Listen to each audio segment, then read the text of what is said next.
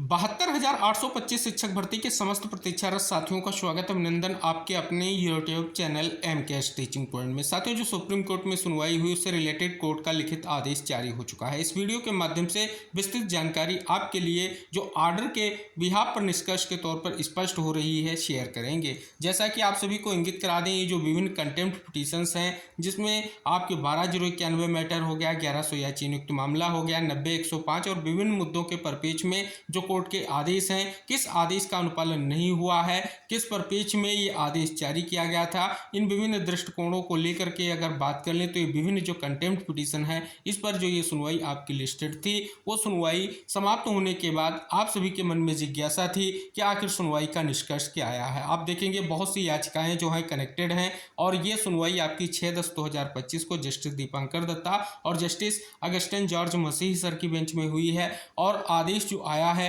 वो बहुत ही महत्वपूर्ण है।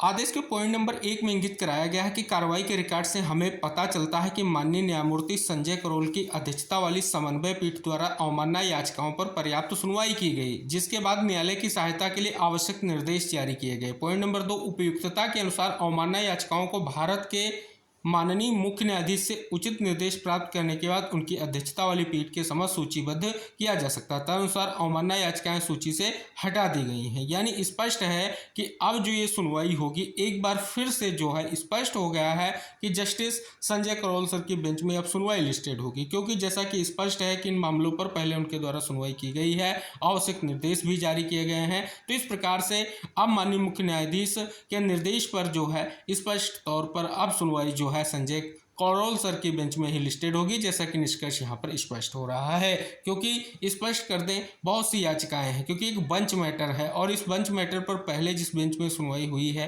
फाइनली उसी बेंच में अब कहीं ना कहीं मामले की सुनवाई होगी। इससे पहले आप सभी को ज्ञात होगा इन्हीं सभी मामलों पर जब सुनवाई हुई थी तब भी जो है कहीं ना कहीं एक नई बेंच का निष्कर्ष आया था, लेकिन इस बार स्पष्ट है कि जस्टिस संजय करोल सर की ही बेंच में सुनवाई लिस्टेड होगी। अब आप सभी के मन में जिज्ञासा होगी सुनवाई कब लिस्टेड होगी, क्योंकि यहाँ पर कोई अभी डेट निर्धारित नहीं की गई है। स्टेटस में आपको 15 तारीख की डेट शो हो रही थी, लेकिन यहाँ पर कोई भी डेट नहीं है। उम्मीद है कि जल्द ये सुनवाई लिस्टेड होगी, क्योंकि स्पष्ट है कहीं ना कहीं ये जो है जस्टिस संजय करोल सर की ही बेंच में सुनवाई लिस्टेड होगी। लेकिन सुनवाई जैसे ही नियत होती है सीरियल नंबर जारी होगा, हम आपको संपूर्ण जानकारियां वीडियो के माध्यम से शेयर करेंगे।